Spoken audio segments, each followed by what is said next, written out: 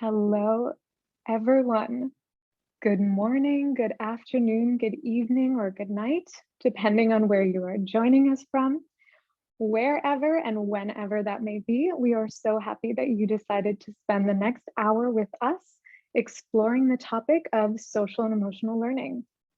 We have a packed session for you today where we are going to talk about SEL or social emotional learning and our new initiative that HundrED has created in partnership with the LEGO Foundation, designed to help capture solutions fostering social and emotional skills in children aged 5 to 12.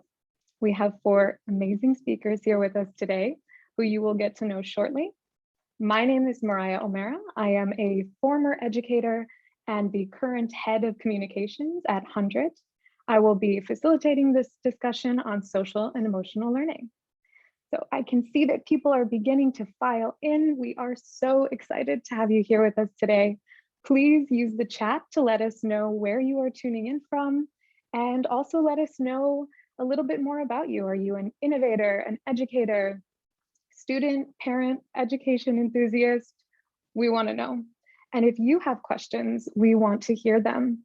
You can add them to the Q&A box at any time.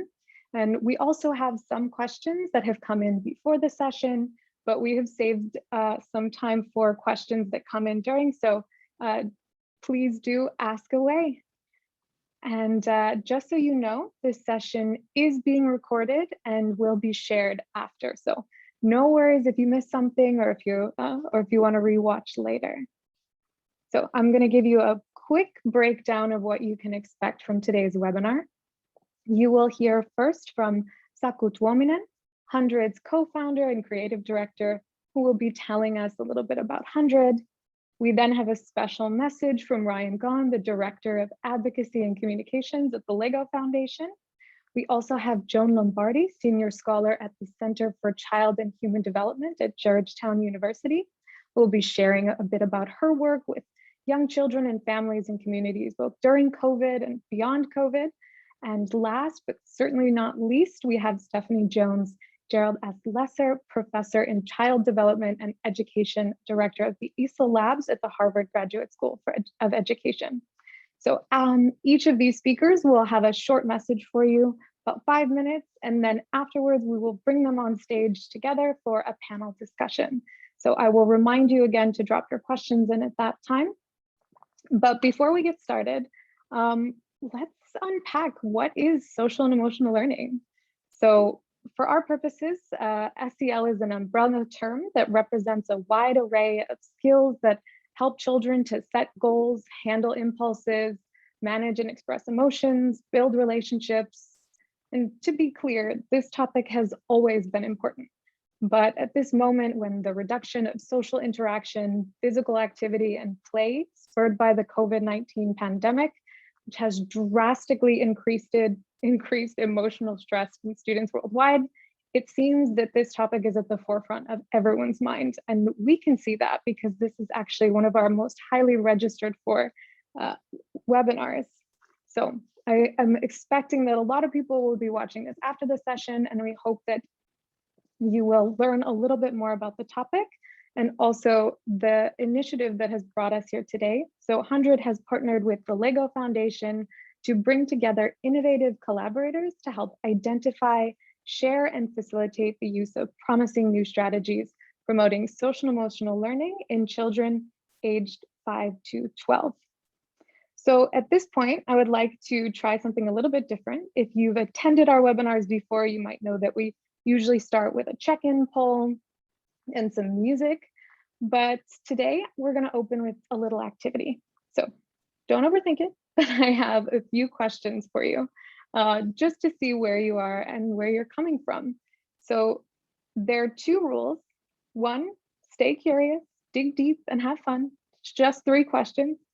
And 2, don't press enter until I say enter. I will ask a question and then I will count down. 3, 2, 1, enter. And when you hear enter, please answer the question in the chat. So now if you haven't already, open up the chat. So the first question is a practice. So outside my window, I see.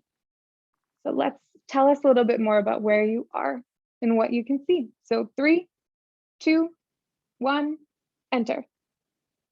Lines, trees, there's a flurry of responses in the chat. Thank you all for your participation. You are all a church, mountains, we can see it all. I love getting such a sense of where everyone is coming from. So the next question is a little bit more inward. So today I feel. So 3, 2, 1, enter. Nervous, excited. I'm a little bit nervous too, but I am so happy to see so many emotions. Really tired, I can understand that. Hopeful and anxious. Take a second if you're here with us live and read through and just see how everybody is coming into this session today. So one last question before I bring on Saku and he can tell us a little bit more about our HundrED Spotlight.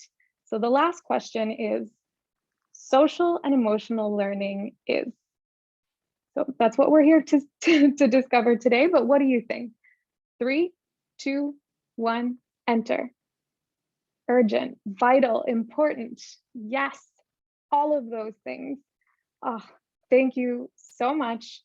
This critical. Oh, I'm loving the answers in the chat. Please take a look at them now and you have a chance. And while you do that, it is my pleasure to introduce Saku Tuominen. He is the co-founder and creative director of HundrED. He's an entrepreneur, innovator, creative director, executive producer, restaurateur, author, keynote speaker, olive oil producer, and a right-wing in ice hockey. So he is the founder of Broadcasters, one of the most successful Finnish independent TV production companies. And during his 20 years in television, he has produced thousands of hours of programming. He, at this moment, concentrates mostly with us here at HundrED, where he mainly focuses on improving K-12 education globally through HundrED. He has taught creativity and innovation in more than 100 companies around the world, and we are so thrilled to have him today. Hello, Saku. Slightly embarrassing and way too long introduction, so sorry for this one. Good morning, good afternoon, good evening, depending where you are. As Mariah mentioned, my name is Saku Tuominen, and briefly about HundrED. HundrED is a global education non-profit. What we do is that we try to identify impactful and scalable education innovations, and then we help them spread. When we founded HundrED roughly about 6 years ago, I'd say that most of the debate discussion around education was negative. People were complaining how old-fashioned education is and how everything is based on an industrial model.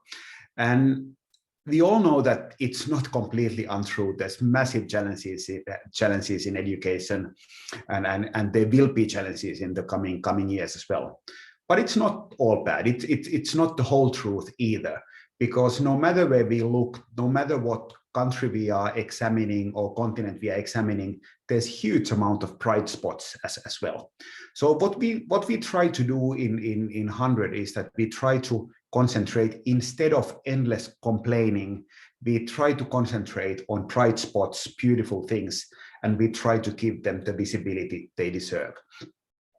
2 key things we are doing. One is a global collection of 100 impactful and scalable education innovations, and we are releasing that annually. And the next collection is coming out this November. And then in addition to this one, we are also having spotlights, and spotlights are collections of education innovations that can be either based on theme or on a region. And lately we've been doing quite a variety of spotlights. We did one together with Lego Foundation on creativity. At the moment we are doing one on holistic education together with Royal Academy of Bhutan. And then we've been doing one on visual arts and so on. And the HundrED team, they will be sharing links to these spotlights on the chat. How HundrED Spotlight works is that first we select a theme, which can be, for example, creativity. Then we let people to apply. So if they are doing something beautiful, they have an innovation on this area, they can be applying to be part of the spotlight. But we are also doing our own research. We have 100 ambassadors in over 100 countries, and we try to examine what is happening all over the world at the moment. Based on these, we create a shortlist, maybe around 50 innovations, which we take to our academy or to our advisory board, which is then reviewing each and every one of those. And then the selected ones, which can be either 10 or 20, we are packaging, and then what we are trying to do is that we try to give them empowerment, encouragement, credibility, help them spread. We are giving them visibility, we are promoting them, we are giving them connections, and so on and so on. So many things.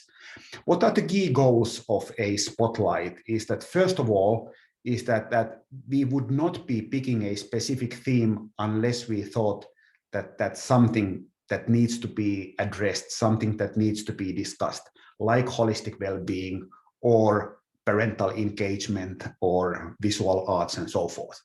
Then secondly, as mentioned, instead of complaining how bad things are, we are showing is that, yes, but look at these beautiful things that could have value in each and every continent of the world. And we sort of like try to showcase them. And then the last one, which I'd say that is the most important one, is that we select the innovations and then we help them spread, and not only spread, but we are also interested in making certain that they are implemented in a way that is enhancing both excellence and equity. So today I have a really big pleasure on introducing our latest spotlight, which we are again doing together with Lego Foundation. And it's around a theme which is really dear to my own heart as well. Whenever we are discussing about the purpose of education, quite often people say that one of the key things is to help every child flourish in life, no matter what happens.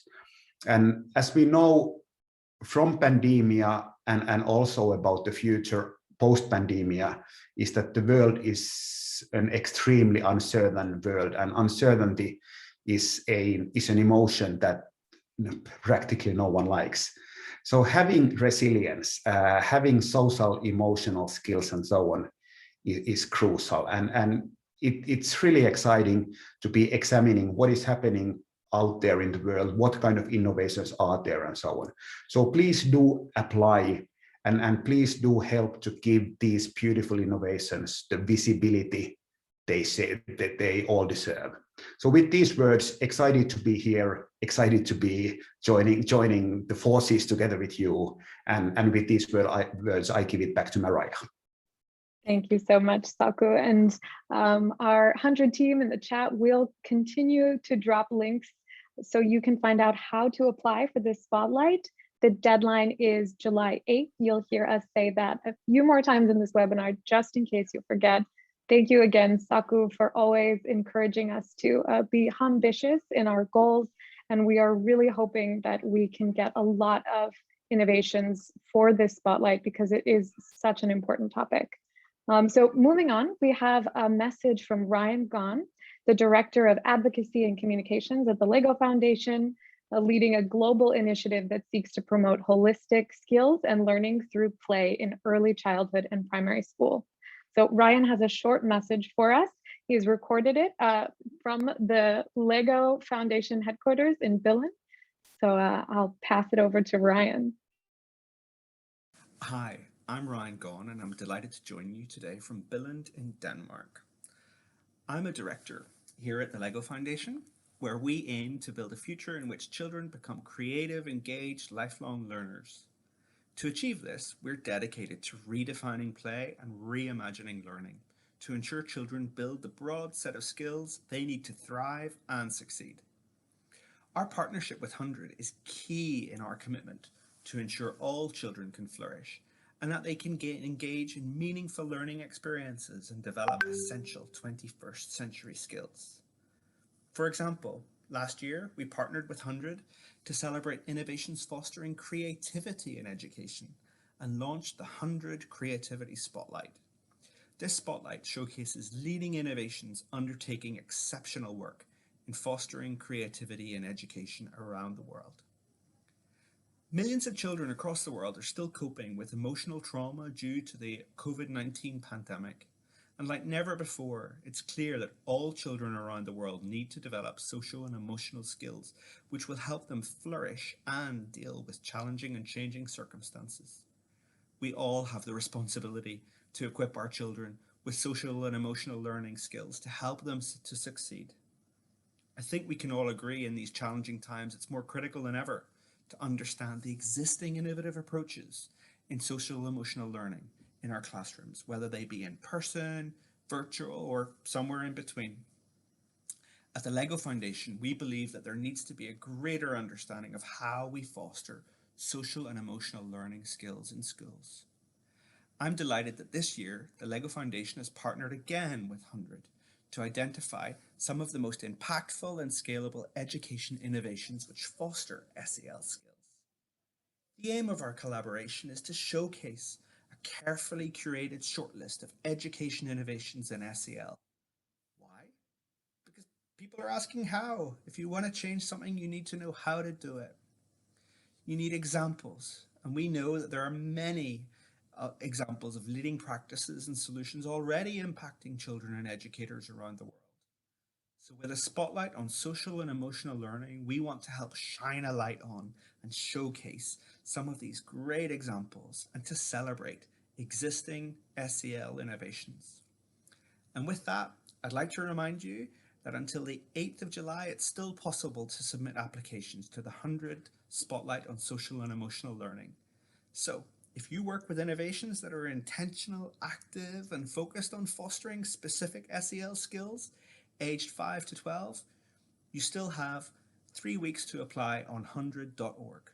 Many thanks.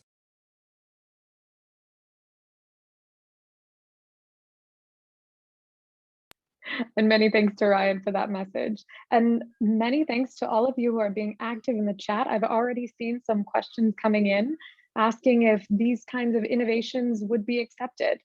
Short answer, yes.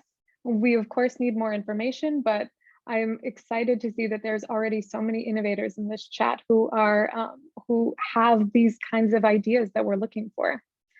So I would like to introduce our next speaker. So next we will hear from Joan Lombardi, the Senior Scholar at the Center for Child and Human Development at Georgetown University. Hi, Joan. And over the past 50 years, Joan has made significant contributions in the area of child and family policy as an innovative leader and policy advisor to national and international organizations and foundations as a public servant. Her work focuses on young children, families, and communities at the intersection of health, education, family, and support. She has served as the first Deputy Assistant Secretary for Early Childhood during the Obama administration and the first Director of Child Care Bureau during the Clinton administration. Welcome, Joan, and thank you so much for being here with us today. So thank you so much, Mariah, and thanks to everyone from HundrED and all of the enthusiasm we're seeing on the chat. And thank you for focusing on this critical area of education. I can't think of a more important time to be discussing social emotional learning, given the impact of the pandemic on children and families. The challenges of having schools closed for more than 1 billion children around the world, and the other conditions that children and families are facing, from social isolation, increased poverty, and stress. We also know that there's been an increasing number of children facing conflict and displacement because of war, natural disasters. And for these children and families, there's double difficulties. And it makes social emotional development even more important for those children that are facing emergencies. As you mentioned, I've been in the field of early childhood development for many years. Those of us who've been focused on young children have always had a very strong belief about the importance of social emotional development in the lives of children. Now, increasingly, we know that science has confirmed the importance of those early years to long-term health, behavior, and education. We know that early adversity affects the early years and affects development. I want to use my few minutes to underscore the importance of a few developmental principles to social emotional development. First, we know that the domains of development are integrated. So social, emotional, physical, language, and cognition are interrelated. You can't separate them. So the social emotional climate we provide affects learning. A child's ability to focus, to manage their emotions, to stay engaged, play a significant role in their ability to process and learn. Second, social emotional development is rooted in relationships, particularly those relationships that begin at the dawn of life, the relationships they have with their family and other primary caregivers. Secure attachments to the primary caregiver, the ability of the caregiver to meet basic needs, consistency, and it affects their ability to respond, and it helps a child feel a sense of trust in the world and gain a sense of security. This is the soil in which resiliency and social emotional learning can take place. Caregivers and our ability to support caregivers, and I'm sure we'll talk more about this, is so important to helping them respond and provide for children's social needs. Third, and it seems so basic to say, that one developmental period builds on another. So as important as I think those early years are before children enter school, we also know that for children entering school, the social emotional development does not end.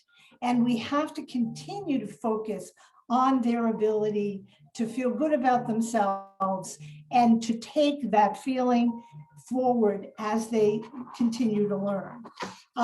So in summary, a child's ability to focus, to manage their emotions, to stay engaged plays a significant role in their ability to process and learn. If we want them to succeed in school and life, we have to reinforce a positive sense of self by recognizing and valuing what children come with, their culture, and their unique abilities. We have to help them build their skills to manage their emotions, to feel empathy for others, to listen. We have to teach these skills, be patient and listen as they practice them. And finally, we have to support those adults in children's lives, because it is by supporting the adults in children's lives that we help them respond more directly to their children. I am really excited that we have this moment in time to focus on this key topic to education and learning. And I'm very grateful to HundrED and to the LEGO Foundation for bringing us the challenge. But I'm also very excited to share this platform with my colleague, Dr. Stephanie Jones, who has been so systematic in her efforts to help us understand the how, the practice that is so important in all of us learning how to promote social emotional development. So Mariah, I'm just delighted to be here. We're so delighted to have you, and we're so grateful. And I think, you know, one of the things that resonated so much is it's so important to also include parents and caregivers. And we're going to talk about that a little bit later on, because that's something that cannot be forgotten when thinking about supporting the social and emotional development of children. Because if their adults in their lives don't have those tools, how can we expect the children to develop them? But you had a great opening to introduce our final speaker, Stephanie Jones. So I'm so excited to welcome to the virtual stage, Stephanie Jones, the Gerald S. Lesser Professor in Child Development and Education, the Director of the EASEL Labs at Harvard Graduate School of Education. Her research is anchored in prevention science and focuses on the effects of poverty and exposure to violence on social and emotional and behavioral development from early childhood years through adolescence. So I'm so excited, and Stephanie, I'll hand the stage over to you. Great, thank you. I am equally excited to be here, and I think this is such an exciting initiative, and I'm so thrilled to see that it is all about SEL. I'm equally thrilled to see all of the innovations that result from this spotlight. And I have to say, it's great to go in this position among the speakers, because all I need to do is emphasize the brilliant things that everybody else has already said.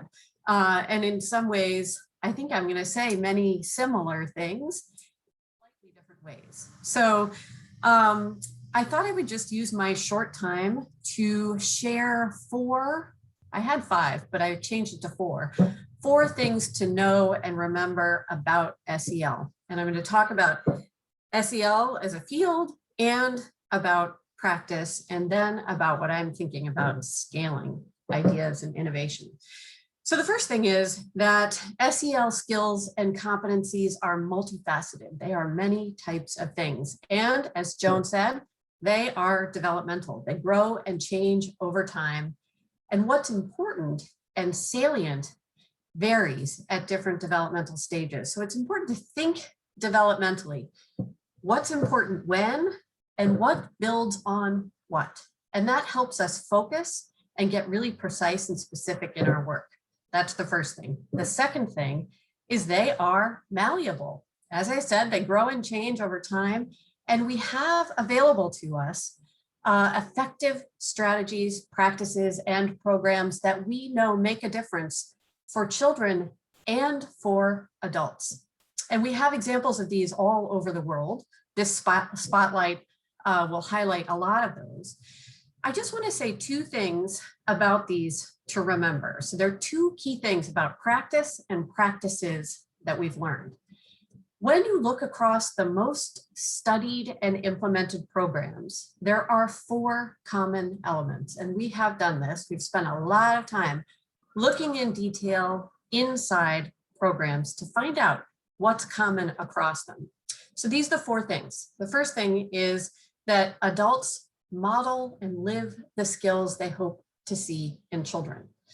They teach skills directly. So there is instruction. Just as we do in academic skills, there is instruction in social and emotional skills, and that is relevant to children and to adults. There's lots of opportunity to practice in the everyday. One of the things that we know about SEL is that it is every day. It is at all times of day. It is in all settings. It's in all interactions. So there's lots of time to practice those key skills. And then finally, the 4th key thing is discuss. There's lots of chances to discuss and have a language of social and emotional skills in all interactions, in environments, and in experiences. So that's the first thing to remember about practice and practices. The second thing is that SEL strategies and approaches are particularly effective.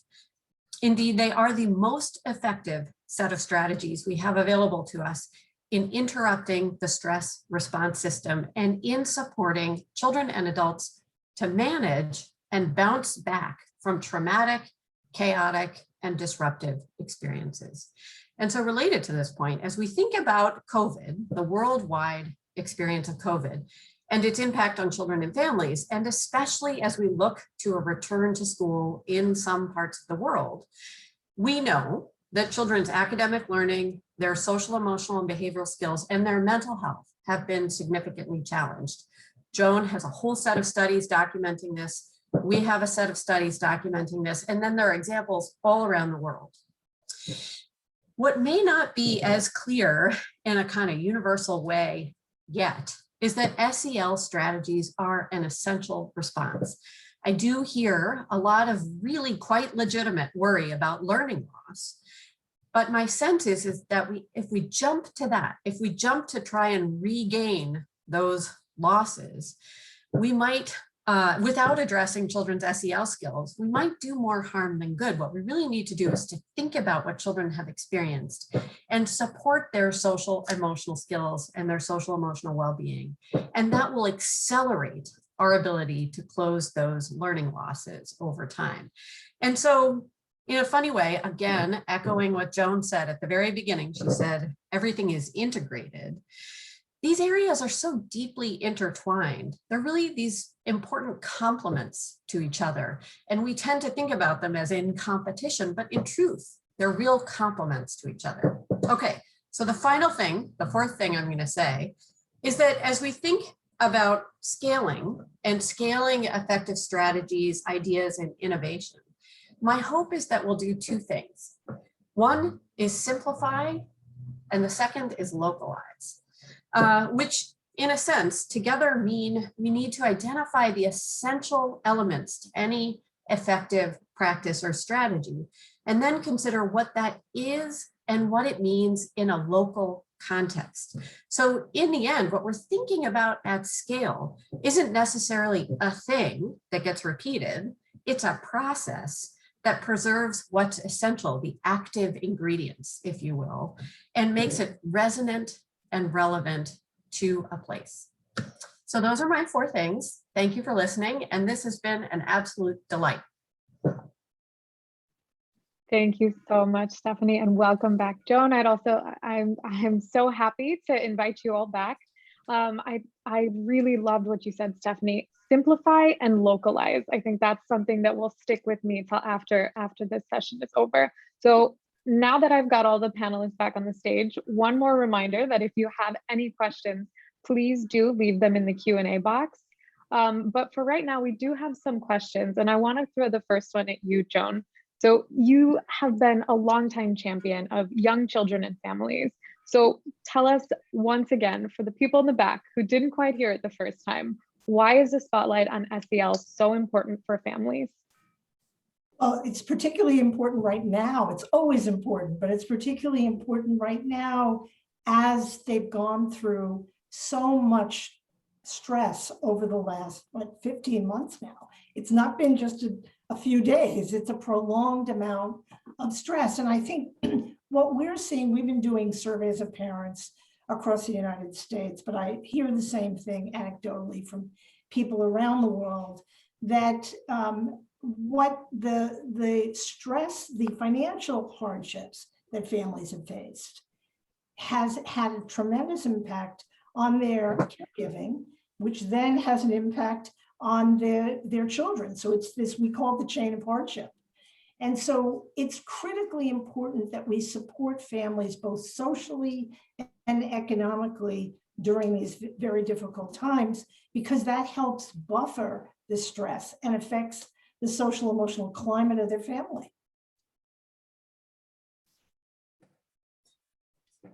Thank you, Joan. Stephanie, did you have something to say? Well, I always have to say I agree with Joan, but it suggests that as we think about our response to this year of experiences, but also, you know, any experience for anyone at any particular time, that there are lots of entry points for support.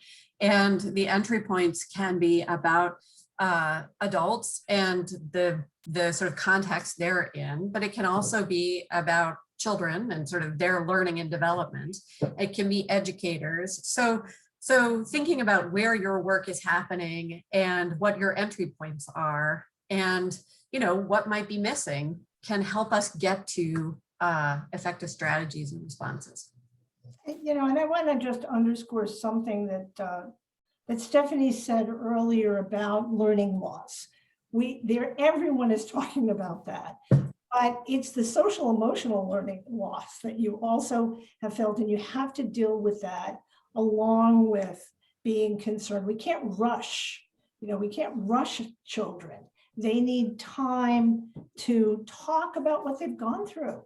That's part of their social emotional learning. Yeah, I do. And we could probably now, Joan and I, just go back and forth all day, but say that I love that you characterized it in terms of a rush. And I'm sorry, there's like a highway here. There is a real fear that we will rush, and that's a legitimate feeling. You know, we all want to get back quickly. We want to support children quickly, but interestingly, core to SEL practice is slowing down. It's noticing, it's hearing, it's finding out what's going on and then responding to it. And if we could apply that in a kind of broader way to how we think about coming back together getting back into school, I think we'll do really better as a result, instead of rushing. If I can add something, I'm, as Mariah mentioned, I'm giving quite a few keynotes to companies around the theme of thinking skills. And the thing that most of the companies are requesting today is me to be talking about resilience, about how to cope with anxiety and so forth. And it's a massive problem in workplaces. And I think that one of the reasons for that one is that practically no one was studying that when we were 5 or 10 at school. And I fully agree is that it's fundamental to start early on in order to cope with things like uncertainty, pandemia, climate anxiety, and so on and so on. So the earlier you start, the better. And I want to stay on the topic of early childhood education, but before we move to there, I think Saku makes such a good point of how a lot of adults weren't given the tools or don't have the tools to kind of have that social and emotional skills. So how can we help parents and caregivers developing SEL? How can we better support them so that they can support their children? So Stephanie, Joan, Saku, anyone want to take that? Well, you know, parents are the most important person in a child's life. We all know that. And then it's the community that affects the family and the policies that affects the community and them. And I think we have to provide them their own networks of support. We have to help them understand that point that Stephanie made about modeling. It's so important. I watch children walk down the street with their families, and I see how they imitate everything their parents are doing. And I think we have to heighten parents' awareness of that, because they are critical. What they do, they're going to see later on. So I think one key area where adults really need support, and in our work with adults, we've started by asking them, you know, in your role as a parent or an educator, what are your most significant challenges? And what we often hear is that parents and educators, early educators in particular, they highlight the same things. They're struggling with the same kinds of things. And so if we think it kind of at a meta level about the kinds of things that adults want support with, then I think we can create a set of practices and supports that will touch children in multiple ways through the adults who care for them, teachers and parents. And it's really about managing stress due to the kind of the stuff coming in from outside and the kind of the developmental challenges that raising children pose.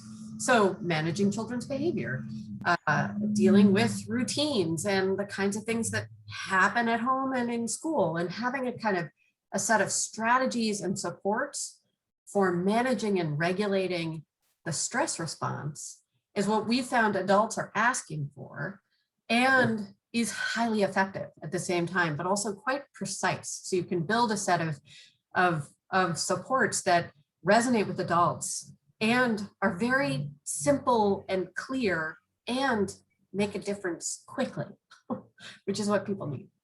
Managing stress is so important. And I'm happy that Stephanie mentioned teachers, because it's parents and teachers. And, you know, the working conditions we provide teachers are the living conditions that we're having for children. So we have to, if we really care about social emotional development, we have to make sure the emotional climate for the adults, the teachers and the parents is supportive.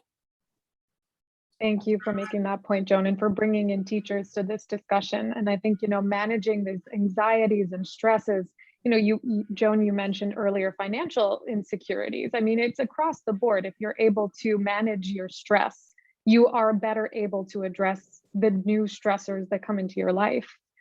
We got a question in the chat from Penny Hay, who asked something that Stephanie touched on earlier about this sort of this rush to capture the learning loss. So she says, could you say something about how the catch-up narrative is damaging as a deficit model? Yeah, right on. That's what I would say, Penny. Thank you for bringing that up. I mean, I wish we could flip a lot of the language that we use that I regularly fall into. So if I do, I apologize. And think about opportunities and how to build on strengths. I mean, one thing that we've learned in some of our COVID research in Massachusetts is that there have been lots of challenges, absolutely, without question, and across the board. And this is across the board globally.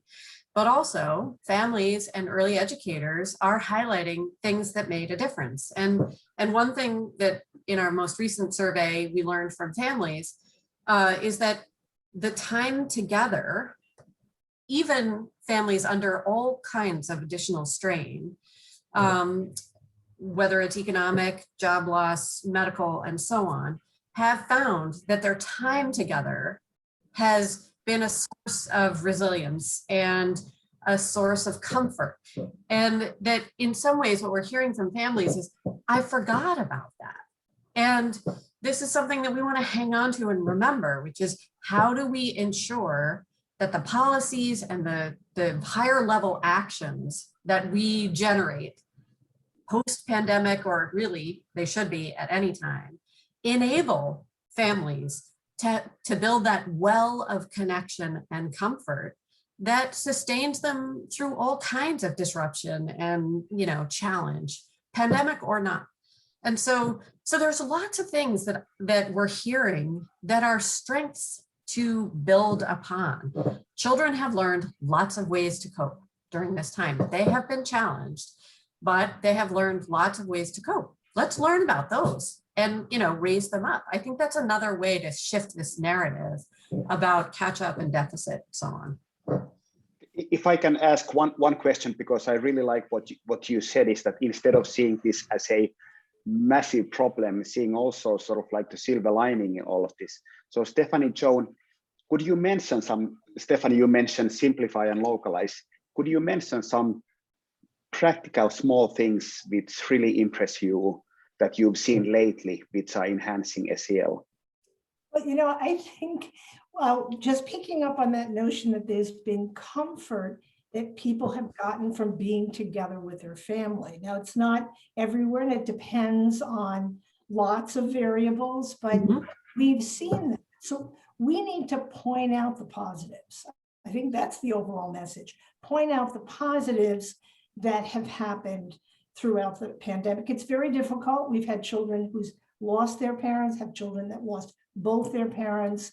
So, I mean, and we also need to give them time to talk about what just happened. We all do it. We all talk to each other about what it's like when you go to your first restaurant. Children need the same thing, and so do families. So in terms of kind of interesting innovations, I think that there are a lot of examples of how educators have sort of managed in this new context of remote teaching and learning to still connect with kids, and have even, you know, learned new things about how to connect with kids because they've been forced to do it in a really completely different way. Like we haven't been able to rely upon the things we just assume we'll always have, which is, you know, direct eye contact and the ability to pull a child into a corner and say, like, what's happening with you? I feel like there are a lot of educators who have come up with innovations through remote learning and teaching to connect with kids. And sometimes that is like the art of simplifying. It is how to ask a question that elicits responses from kids, even through this kind of separation that we're all experiencing. It's how to set up kids with activities that allow them to bring their world into it and then share it with you. It's all of these kind of, I'm gonna stick to this one theme. It's all these kind of very simple, not simplistic, but simple ways of building connection. I think that one thing we've learned about SEL that we knew, but we assumed, is that it is so much about connecting with you and allowing you to tell me in whatever way you can, what's happening with you and how you're feeling about it. And that is true for the adults and it is true for the kids. So I can't quite answer a question by saying like, there's this program, that's the innovation. It's really about this, like turning it into the basic actions that we kind of always knew were part of it, but can get lost in the complexity of programming. And I think we've seen technology used to connect with families during the crisis in whole new ways, from WhatsApp to, radio. And there's been a lot of innovation that's gone on. I think we've learned, I've watched teachers and parents get closer in some circumstances and be able to communicate more, and for parents to value what teachers do and for teachers to value what parents do. So again, not to oversimplify it, but there are some positives and we have to build on those. I think that deeper relationship between parents and teachers is definitely one of the silver linings. And I also want to thank you, Stephanie, for bringing up, I think oftentimes, at least when I hear the word innovation, I think it's got to be something really big and complicated. And if that's not necessarily true, it can be small things and they make a big impact. So if you're an innovator listening to this and you're not so sure if you really have an innovation, if it's a practice or solution and it is working and impacting the lives of children today, then we want to hear about it. So can I just say one last thing about innovation? I have a colleague at the Graduate School of Education at Harvard who is just a master at distilling things into their essential elements, which is sort of my theme for the day. His name is Junlei Lee. I strongly recommend that you look him up. Here's what he says about innovation. And I think he got this from someone else. So I don't want to misattribute, but this, I heard it first from him. He says, innovation is not about throwing things out and having it be totally new. Innovation is building something new from something known.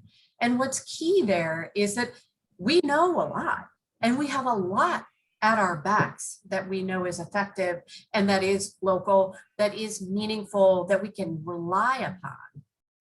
What can we do to tweak it so it is more relevant or resonant or more doable or whatever is his version of innovation. I think that's a really elegant way of thinking about innovation. Really nice.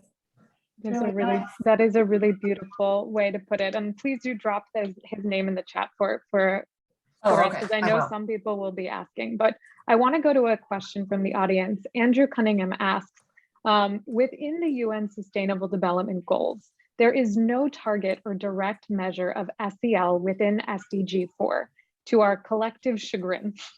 How might we use these next 9 years to inspire and measure a global goal that mobilizes the global community to advance holistic quality learning outcomes for all? That is quite the question, Andrew. That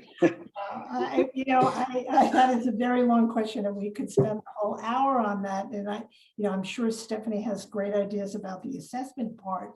We're not going to achieve the sustainable goal if we don't see that social emotional learning is going to help us achieve other basic skills. And I also want to put a plea in to change teacher education, to integrate it more into our efforts to reach the Sustainable Development Goals and to scale the innovations that are coming out of this. We have to change teacher education. We have to decrease the sizes of classrooms. There's a lot of specific things that undergird our ability to meet the Sustainable Development Goals, but we can't do it without focusing on social emotional learning. So I know Andy, and I would say this is exactly the kind of question I expect from him. Thank you very much. Very relevant, highly complex. So I have only something kind of general to say about this, and it is how I feel about assessment. I think the challenge, I'll just make it more complicated, which is what I always do. I think the challenge is that we do and we should operate with quite different views about what social and emotional skills and competencies, traits, values, habits, and so on are. And in a way, it makes it hard to organize around a common set that we might then organize around building and measuring over time.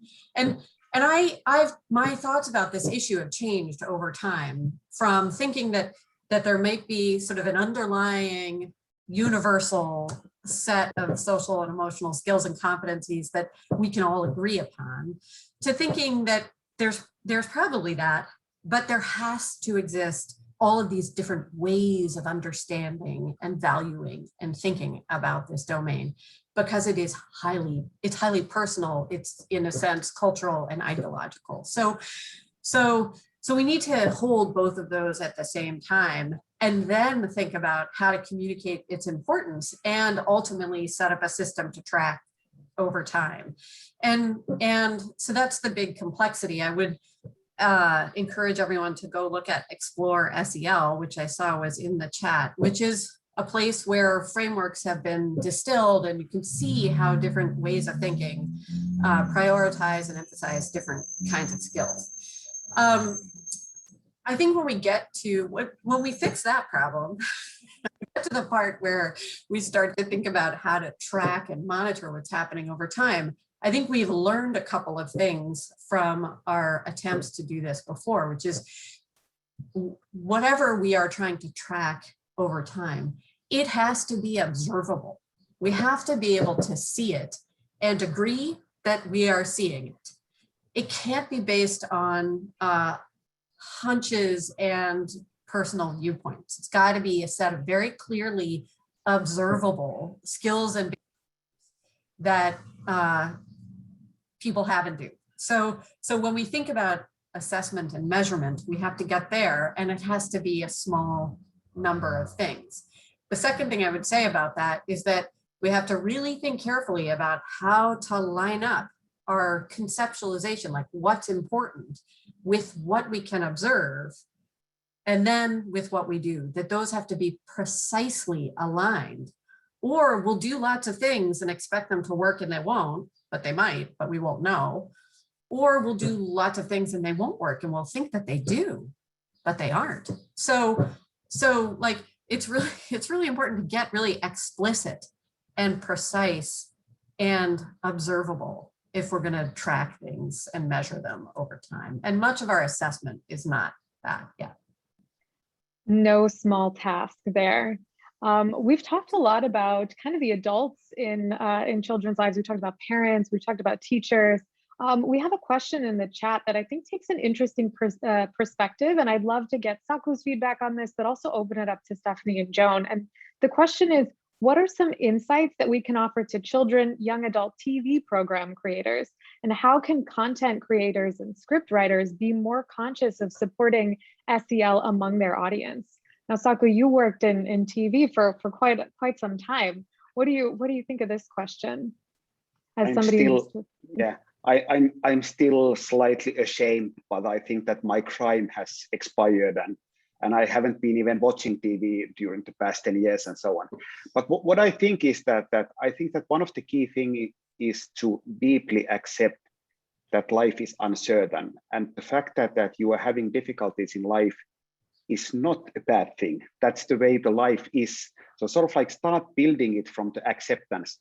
And I think that it's so much easier to accept that life is difficult when things are not hard.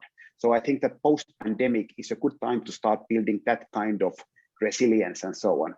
And then building on that one is that I think that creativity is not a bad mindset. For me, creativity is almost the same as growth mindset, meaning is that whenever something unexpected happens, it's okay to feel anxious, it's okay to feel stressed. But after a certain time, most likely there are solutions which any one of us can find. So sort of like having that kind of mindset. And I'd say that the last thing is also the sense of gratitude, meaning is that whenever we have a feeling is that everything is bad, everything is wrong, actually most of the things are not wrong.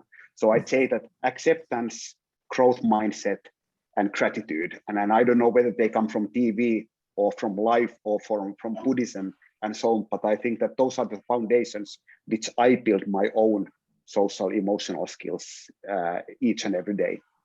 That's a great answer, Saku. I mean, I think if you look at, the media, they need to model, just like parents have to model. They need to model. They can embed messages about parenting, but there's nothing like modeling. It's better than talking. And I think programming that appreciates people's culture and languages and celebrates that helps ground the identity of children. And so all of those things together, I think, can make a difference, and we should hold media accountable for that. Definitely.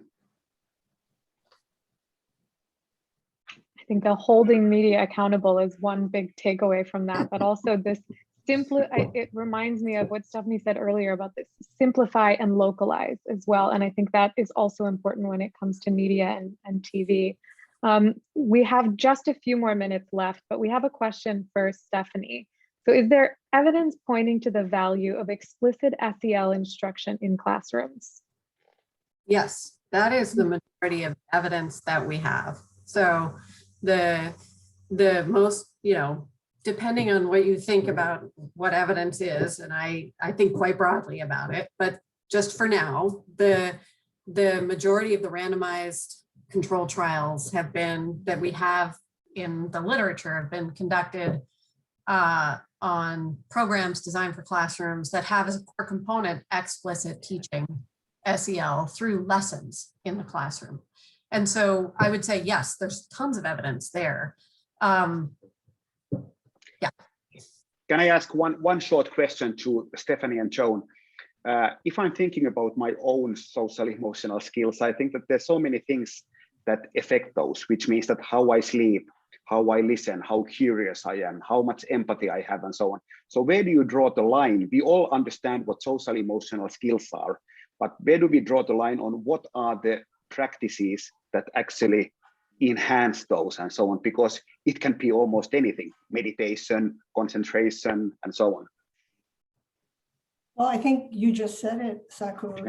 There's a range of practices, and I think that's been what's been so exciting about Stephanie's work, is that we're starting to understand those practices, but helping children stay calm, helping children see other people's perspectives, helping them talk about their emotions. We don't name how we're feeling. So there's simple things. And I think my final point is that although we often think about social emotional development happening in the very young children, I want to reinforce this notion that it's about continuity. It doesn't stop when children reach the schoolhouse door. It has to be built upon. And so this is a challenge. It's really a challenge of the 21st century, right? For us to be able to support each other emotionally and socially. Well said, Joan, really well said. And we're getting to the end of the hour now. And I know there's still a lot of questions left in the chat, and I encourage you to keep asking them. Tweet at us. We can drop our handles in the chat. And I know there was quite a few questions about, would we be doing other workshops on SEL for older students? We don't have anything in the pipeline yet, but we will share these resources with you. There will be follow-up, and please stay tuned for the report when it comes out. Before I let the panelists go, I would just like to say to Stephanie, to Joan, to Saku, if you have one thing that the audience can leave today knowing about SEL, what is it? I'll just say it's not a choice. We don't turn it on and turn it off. It is all through everything that we do. And so we can make that explicit and build on it directly, or we can let it go and have it be haphazard and non-intentional. So it's not something we choose. It is there. And you can't separate it. You can't separate. It's social emotional learning. They go together. And, if we think we're going to encourage children's basic skills in math and reading without addressing their social emotional development, that's not what research tells us. So it's integrated and it's a positive in children's lives. And maybe I can say is that appreciate what is, no matter what it is.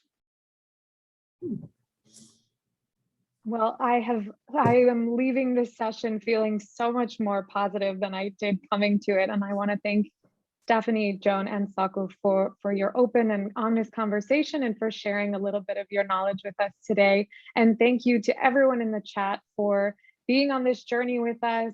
I know that we've dropped some links in the chat. Please do, if you are an innovator, submit to this spotlight.